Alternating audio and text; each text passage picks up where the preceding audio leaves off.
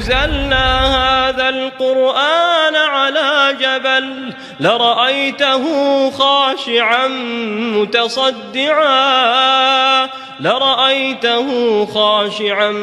متصدعا من خشية الله وتلك الأمثال نضربها للناس لعلهم يتفكرون.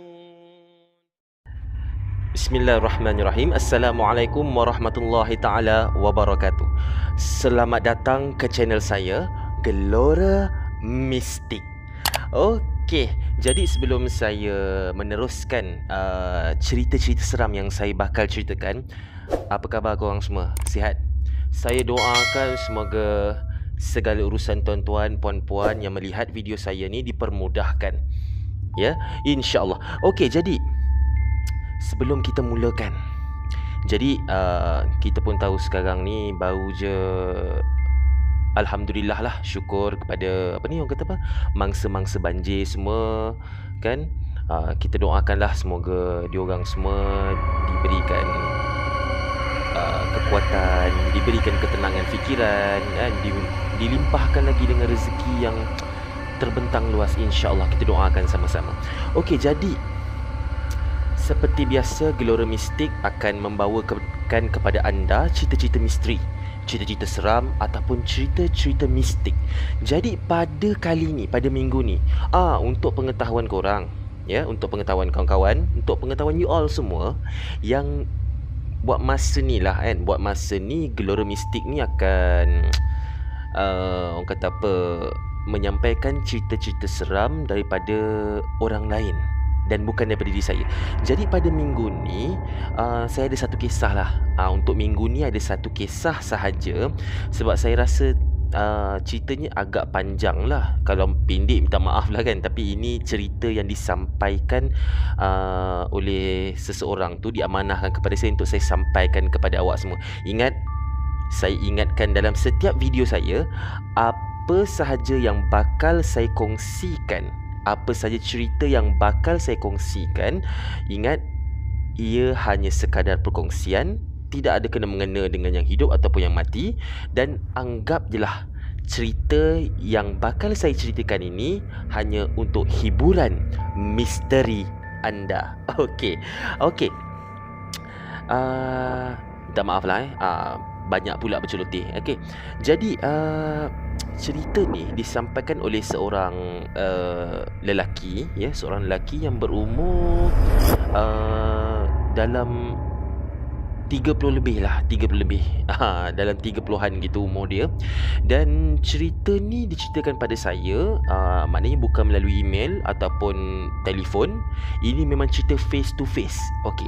Jadi cerita ni disampaikan oleh seorang lelaki yang bernama, okey, saya tak guna nama betul dia lah, sebab dia minta saya suruh gunakan nama lain lah. So saya gunakan nama lain dia, nama dia Zaki. Okey, jadi Zaki ni orang Felda tau. Feldanya pun saya minta maaf, saya tak boleh sebut Felda mana, sebab bila saya sebut nama Felda, confirm korang tahu. Jadi cukuplah korang tahu cerita ni berlaku di Felda. Okey, jadi ini cerita ni berlaku pada tahun 1998. Itu apa yang dikabarkan kepada saya lah, apa yang diceritakan kepada saya. Cerita ni pada tahun 1998. Jadi waktu ni, waktu orang kata waktu muda remaja kan, orang kata darah panas, orang kata semua benda nak dicuba. Biasalah kan, umur-umur muda baru nak naik, budak-budak baru nak up, orang kata kan. Okey. Jadi cerita dia bermula macam ni tau. cerita dia, saya minta maaf, saya tak nak sebut dulu kan. Cerita dia berkaitan apa. Bila saya sebut dah kan, betul lah korang dah tahu cerita apa kan. Okey. Jadi ada satu hari ni si Zaki ni dia pergi ikut kawan dia. Ada kawan dia lah. Kawan dia ni Rahim. Kawan dia Rahim. Si Rahim ni cakap dengan Zaki, malam ni aku nak pergi tengok orang berubat kan. Jadi Zaki tu, orang berubat? Sakit apa? Nak berubat apa? Nak pergi hospital ke? Bukan nak pergi hospital. Si Rahim cakap, bukan nak pergi hospital kau ni. Aku nak pergi tengok ada orang ni ada sakit pelik kan. Jadi adalah, kau nak ikut tak nak? Kan dia cakap macam tu lah kat si Zaki ni. So Zaki ni fikir-fikir, boleh lah kan. Dia pun nak tahu juga kan, sakit apa ni yang macam misteri sangat ni. So dia pun pergi.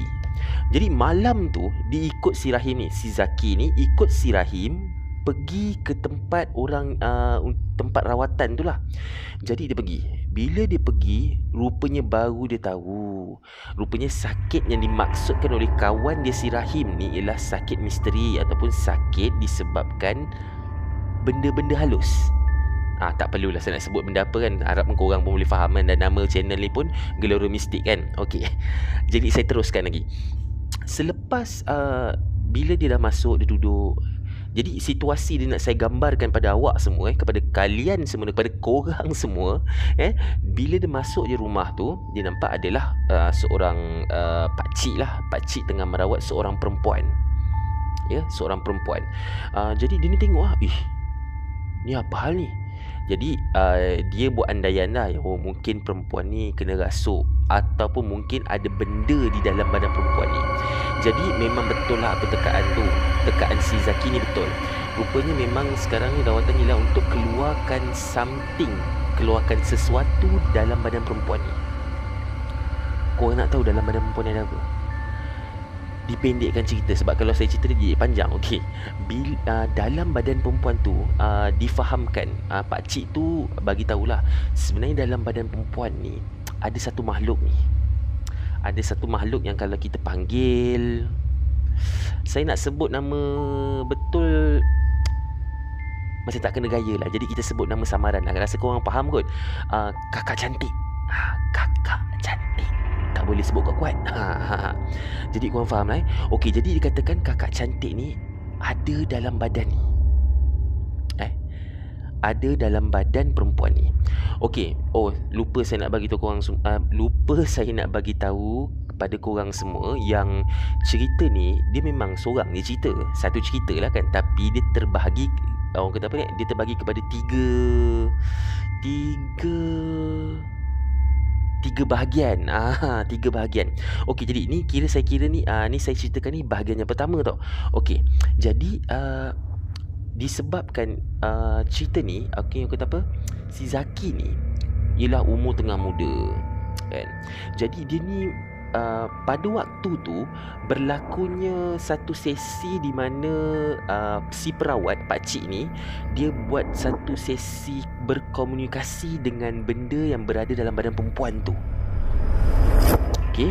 Jadi bila dia dah berkomunikasi tu macam-macam lah dia tanyalah asal usul kau mana apa semua. Jadi pakcik tu ataupun perawat tu dia tanya kepada Zaki dengan Rahim ni, kau ada benda yang kau nak tanya tak? Kan? Jadi si Zaki ni mulut, biasalah orang muda dia ni macam biasalah budak-budak muda mulut tak jaga sikit. Dia boleh cakap apa tau? Dia macam nak tahu sebenarnya benda ni makan apa. Jadi dia tanya, aku nak tanya engkau ni makan apa sebenarnya? Macam kita orang manusia, kita makan nasi, engkau makan apa? Kan? Jadi benda tu tak jawab lagi. Jadi dia ni bertanya je. Dia pun cakap, kau ni makan apa? Kita orang makan nasi kan, makan ayam apa semua. Kau makan apa? Kan? Kau makan, takkan kau makan darah? Kau makan telur sudahlah. Ni tak payah minta darah lah. Sekali korang nak tahu apa benda tu jawab? Benda tu jawab, apa kau cakap? Telur? Bak mai telur kau sini, biar aku ratah cukup-cukup. Bila kejadian, meremang sekejap saya. Bila jadi macam tu, si Zaki ni tak cakap banyak, dia terus jalan. Dia terus belah daripada rumah tu, dia terus dia balik rumah. Sebab dia rasa seram, dia terus balik rumah. Kan? Jadi cerita dia habis kat situ lah. Untuk sesi untuk bahagian yang pertama ni habis kat situ. Dia lari, orang kata apa, lintang pukang dia. Muka pucat bila dia tengok reaksi orang kata apa, benda tu. Memanglah tak nampak bendanya, cuma orang berkomunikasi perantara, maknanya orang yang sakit tu yang jawab tau. Tapi dengan suara yang agak, suara perempuan tapi agak garau sikit. Dan dia cakap, macam saya cakap tadi, dialog saya tadi, apa? Kau kata telur, bak mai telur kau, kan? Bak mai telur kau, biar aku ratah. So dia terus lagi, dia terus balik rumah. Jadi mula-mula saya ingat, oh cerita dia habis sampai sini je ke?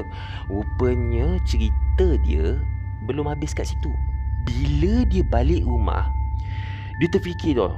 Dia cuba tenangkan diri, relax, dia rehat kejap kat rumah, dia relax kat ruang tamu dia, dia cuba tenangkan fikiran dia. Lepas tu bila dia agak-agak relax, dia pun masuk bilik dia. Dia masuk bilik dia.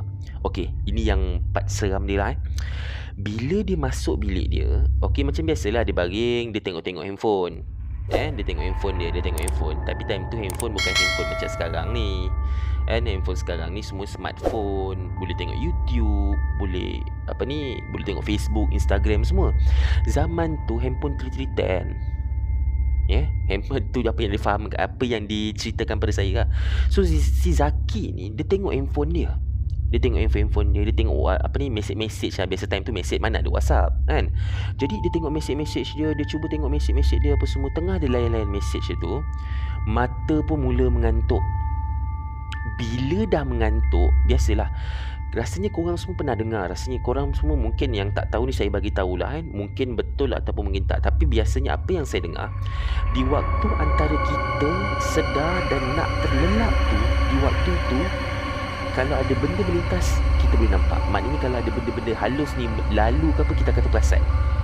Bukanlah kita nampak jelas, tapi kita macam, apa tadi yang lalu lah? Macam tu lah. Ibaratnya macam tu lah.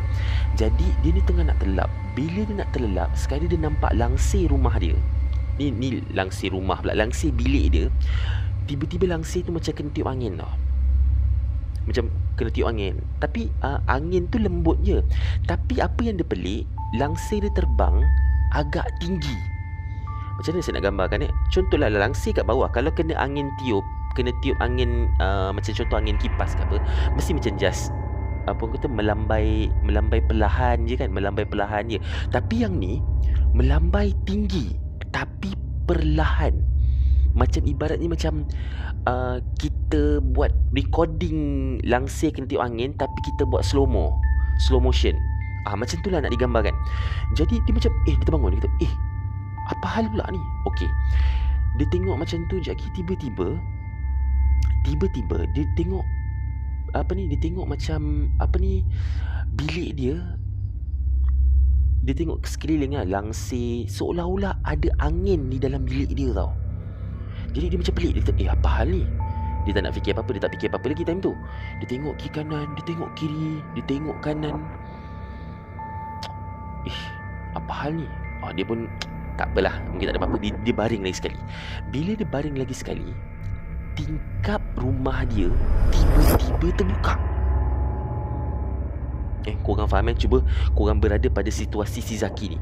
Zaki ni, dia tiba-tiba tingkap bilik dia tu, tingkap bilik dia terbuka. Dia terperanjat. Apa tingkap dia terbuka? Tak cukup dengan tingkap terbuka, tiba-tiba pintu depan, pintu bilik dia terbuka. Kan? Ketam. Macam tu lah ibaratnya kan.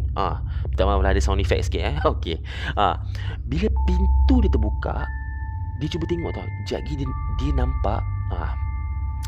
Ni yang saya malas nak sebut sebenarnya kan. Saya cerita ni sebenarnya, minta maaf lah, saya nak cerita, tapi mula-mula saya nak cerita pun seram tau. Jadi saya ambil masa untuk nak ceritakan pengalaman ni.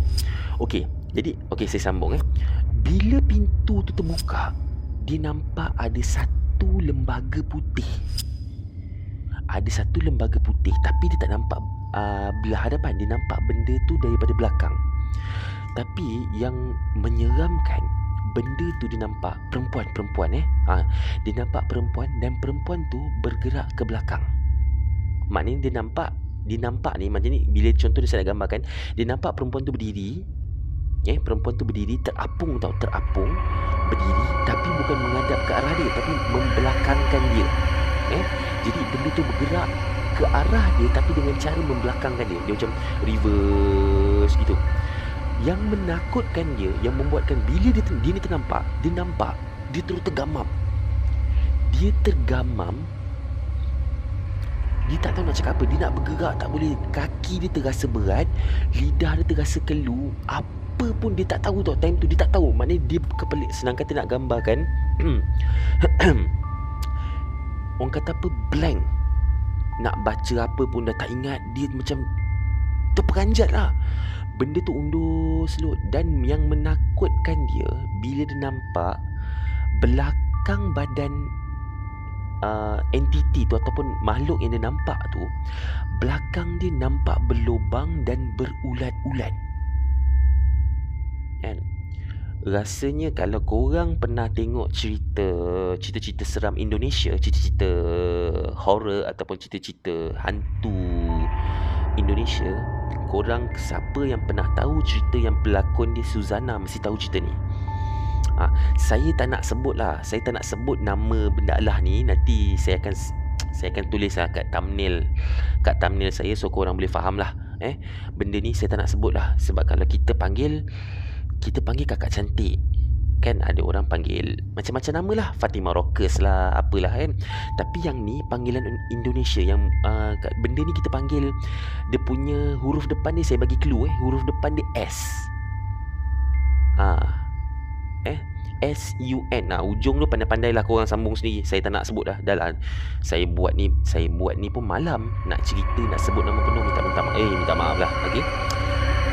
Jadi benda ni nampak, benda ni undur.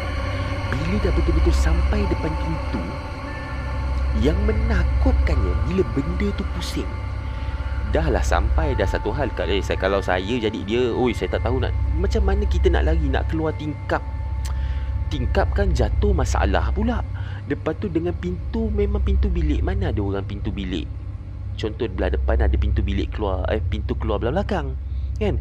Ni pintu bilik, itulah pintu masuk, itulah pintu keluar. Jadi benda tu dah lah, dia tengah seram, dia tengah takut, benda tu undur ke belakang gitu kan. Tak cukup dengan tu, dah ada nampak dengan belakangnya berlubang, berulat. Kan? Sekali benda tu boleh pusing, brother. Saya bila dia cerita time ni, saya sendiri meremang teruk lah time tu kan. Benda ni pusing. Tapi dia cakap lah, saya tanya dia macam mana dia punya rupa dia. Dia cakap nasib baik lah. Bukan nasib tak baik sangat lah, kira tak adalah nasib dia malang sangat. Sebab bila benda tu pusing, muka tak adalah menyeramkan. Orang kata apa, lidah terjelir ke, mata terkeluar ke, muka orang kata apa, muka buruk hodoh ke. Tak, muka dia putih. Macam nak cakap ibarat macam mayat yang diletak dalam bilik mayat yang sejuk tu, bilik mayat tu. Macam tu lah, putih pucat. Bukan putih kulit putih tu, putih pucat. Sekali bila benda tu pusing, yang menyeramkan saya dengar time tu pun, dia boleh macam dia pusing. Ibaratnya saya tunjuk sikit contohnya, dia macam pusing ke depan. Lepas tu dia macam kepala dia goyang-goyang gini. Dia sampai terkencing. Si Zaki ni sampai terkencing lah kat situ. Punya takutnya ni. Sebab dia dah tak boleh buat apa. Dia hanya dapat mampu tengok. Dia nak tutup mata pun tak. Dia kata time tu, dia nak tutup mata pun dia tak mampu. Jadi korang boleh bayangkan macam mana situasi si Zaki ni. Ataupun cuba korang bayangkanlah kalau korang di tempat Zaki, apa korang nak buat? Kan? Bila dia dah nampak benda tu datang dekat dengan dia, bila betul benda tu lebih kurang apa yang dicerita pada saya, si Zaki ni cakap benda tu dekat dengan dia adalah orang kata apa, dalam satu hasta lah, dalam satu hasta. Bila dah dekat sangat, dia dah tak tahu apa-apa. Dalam hati dia time tu terdetik kan, time tu dia terfikir, barulah datang perkataan, Allahu Akbar. Teringat perkataan Allahu Akbar. Dia tak mampu nak sebut, tapi dia sebut dalam hati, Allahu Akbar, Allahu Akbar, Allahu Akbar, ya Allah, tolong aku ya Allah, Allahu Akbar, Allahu Akbar. Itu apa yang dia cakap dalam hati lah. Sebab dia dah tak mampu, lidah dia dah keluar lah. Jadi bila dah macam tu, orang kata apa nak dijadikan cerita kan, kuasa Allah kan, kuasa Allah. Tak ada siapa yang mampu nak mengatasi kuasa Allah ni kan. Bila Allah dah izinkan, bila Allah dah kata tak boleh lah. Atau kata bila kata Allah kata tak boleh benda tu nak dekat, takkan bolehnya benda tu nak dekat. Jadi bila dia zikir dalam hati, Allahu Akbar, Allahu Akbar, dia berdoa, ya Allah kau selamatkan aku, benda tu berhenti dan benda tu tersenyum dan undur, kemudian hilang bagaikan asap. Member tadi ni, si Zaki ni dah terkencing tau. Dah terkencing, dia dah tak ada fikir lah. Dia dah tak ada fikir nak pergi basuh ke apa. Dia terus selimut, dia tidur. Itu bahagian yang kedua. Jadi bila saya dengar dia cerita bahagian kedua ni, saya macam, oh, time tu saya ingat, oh inilah climax cerita dia. Dia kata, saya ingat ni dah habis, ada penutup lah macam tu kan. Rupanya belum habis. Bila benda tu dah pergi, benda tu pun dah hilang, dia pun tidur lah. Dengan keadaan bayangkan seluar terkencing semua ni. Tak apa, tidur. Kalau saya jadi dia pun mungkin saya akan buat benda yang sama kot kan. Jadi dia pun tidur. Bila dia tidur, dia ambil masa juga, tapi menggigil-gigil lah. Dan jantung ni macam nak pecah kan, berdegup-degup sebab teringatkan apa yang berlaku sebentar je tadi kan. Jadi dia cuba tenangkan diri dia. Dia cuba pejamkan mata, tapi tak boleh nak tidur tau. Dia cuba pejamkan mata, tapi tak boleh tidur. Dia pejam. Akhirnya setelah lama, dia pun tak tahulah berapa lama, tapi dia rasa lama juga tu, dia tak boleh tidur tu. Bila dia nak terlelap, dia sedar.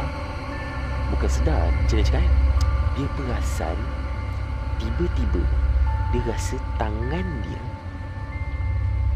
tangan dia macam, dia baring, orang baring tidur kan, orang baring ni tidur tak boleh gerak. Nak pusing kanan, nak pusing ke kanan tak boleh, nak pusing ke kiri pun tak boleh. Jadi dia pelik, ni apa hal ni kan. Dia cuba nak buka mata tau, tapi dia terasa mata dia berat. Tu tak apa lagi. Lepas tu dia terasa mulut dia ni macam ada orang buka. Terlanggar mic pula. Dia terasa mulut dia ada orang buka, dan dia tak boleh kawal mulut dia. Ibarat dia macam macam tu. Mulut dia lah, bukan mulut makhluk tu, tak. Mulut dia terasa ada orang buka. Ada orang buka macam tu. Jadi dia cuba buka mata. Bila dia dapat buka mata, korang tahu tak dia nampak apa? Dia nampak, ini berlaku pada, senang kata peristiwa ni, pengalaman ni berlaku pada satu malam. Maknanya berlaku dalam satu hari tu 3 benda. Okey, ni saya teruskan lagi. Dia nampak bila dia buka je mata, dia terperanjat, tapi dia tak boleh buat apa-apa. Dia nampak ada benda, orang kata apa, ada satu benda duduk atas badan dia. Dan dia kata benda tu benda tu dia hempap tangan dia, dia tak boleh bergerak. Lepas tu benda tu macam tangan makhluk tu buka mulut, dan dia seolah-olah macam nak masuk dalam mulut si Zaki ni. Zaki time tu dia dah macam, dia nak jerit tak keluar suara. Dia dah rasa dia dah jerit tapi tak keluar suara. Korang bayangkan guys kan, korang bayangkan kawan-kawan, tuan-tuan, puan-puan, korang bayangkan kalau korang di tempat Zaki. Tak boleh brain babe kan. Dia dah nampak macam tu, dalam hati dia masih lagi dia sebut je Allahu Akbar, Allahu Akbar, Allahu Akbar dalam hati kan. Dan benda tu tiba-tiba dia lepaskan mulut si Zaki ni. Benda tu beredar. Benda tu pun macam dia terapung dan dia hilang macam asap hitam gitu.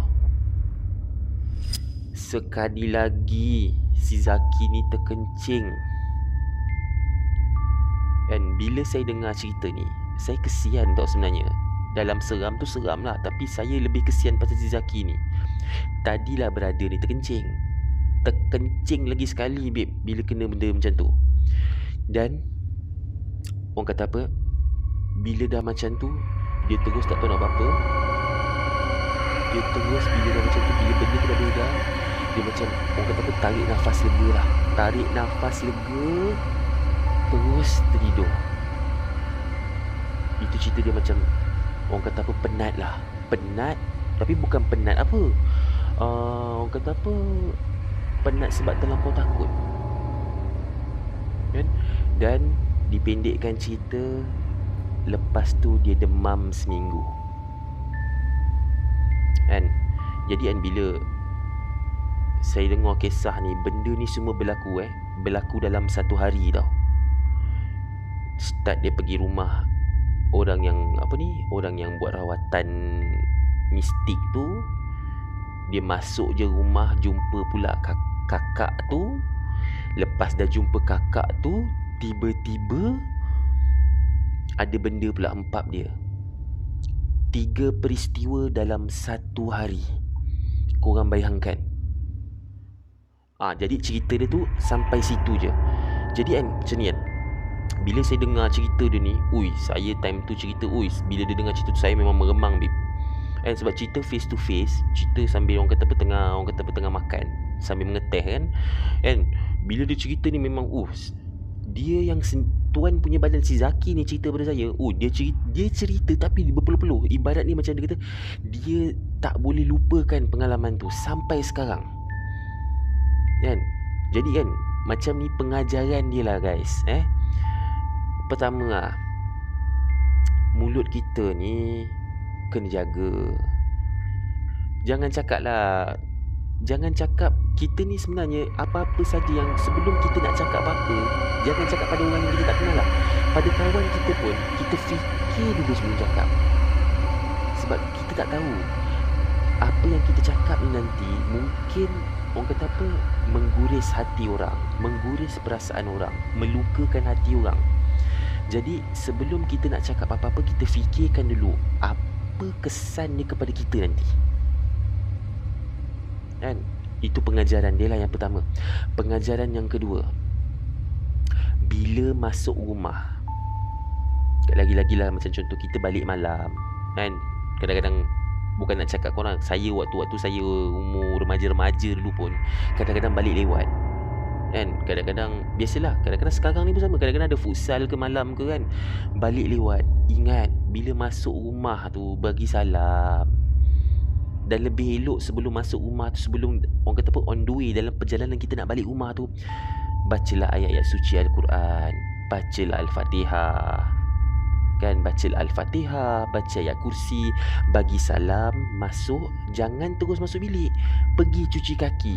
Kalau lebih baik yang lebih baik lah, korang masuk, pergi cuci kaki, masuk bilik, mandi, baru tidur. Bukan apa, kita tak tahu benda apa yang ikut kita balik. Kau tak jadi macam Brother Zaki ni. Okey, yang ketiga, bila kita nak tidur, jangan lupa baca doa. Lepas tu tidur. Kita ni umat Nabi Muhammad ni, kita ni Nabi dah ajar kita dah cara nak tidur macam mana. Macam mana kedudukan kaki, kalau kita mengiring macam mana keadaannya. Saya tak naklah ceramah panjang macam mana cara tidur Nabi tu. Korang boleh search sendirilah kan. Banyak dia, boleh je tengok kat YouTube, search je kat Google, search je kat YouTube. Boleh tanya ustaz-ustaz korang. Banyak cara. Ada cara-cara yang macam mana nak tidur untuk mengelakkan daripada kita ni diempap. Okay. Lupa saya nak cakap. Korang yang ternampak cerita ni, jangan lupa like, share dan subscribe cerita saya ni. Cerita saya pula, channel saya ni, supaya channel saya ni dapat berkembang. Dan insya-Allah saya akan share lagi konten-konten cerita seram yang lebih menarik, insya-Allah. Kan? Saya ni pun orang kata apa, budak-budak baru nak belajar. Jadi kalau korang ada cadangan, ada pendapat korang boleh tulis di ruang komen di bawah. Dan kalau mungkin korang ada cerita-cerita seram yang korang nak ceritakan pada saya, ataupun mungkin korang nak cerita tapi korang malu, dan korang nak saya ceritakan, insya-Allah saya ceritakan. Korang boleh emailkan pada saya, atau mungkin korang segan, korang boleh email. Kalau mungkin cerita tu panjang sangat, korang boleh email, ataupun korang boleh DM saya, ataupun boleh instant message Facebook saya ke apa. Dan Facebook saya, Instagram saya, dan email saya akan saya sediakan di ruang description bawah. Okey, jadi saya rasa buat masa ni itu sahaja perkongsian saya untuk malam ni. Jadi apa-apa, ingat, apa saja cerita yang saya kongsikan dalam channel Gelora Mistik ni, ingat ia hanyalah sekadar perkongsian dan hiburan misteri anda. Okey, jadi sampai situ saja. InsyaAllah kita berjumpa di lain episod. InsyaAllah saya akan post untuk pengetahuan korang, lupa nak bagi tahu lagi. Saya akan post untuk buat masa ni lah. Buat masa ni saya akan post setiap minggu sekali. Itu paling teruk lah. Seminggu sekali saya pasti akan keluarkan cerita-cerita seram yang saya dapatkan. Untuk yang awal ni saya akan ceritakan pengalaman-pengalaman orang lain. InsyaAllah akan datang bila, insyaAllah bila korang dah sharekan video ni dan korang ajak kawan-kawan korang untuk sama-sama support channel saya ni, InsyaAllah saya akan sharekan pengalaman saya sendiri, InsyaAllah. Okey, sekian saja daripada saya. Wabillahi wal taufiq wal hidayah. Wassalamualaikum warahmatullahi wabarakatuh.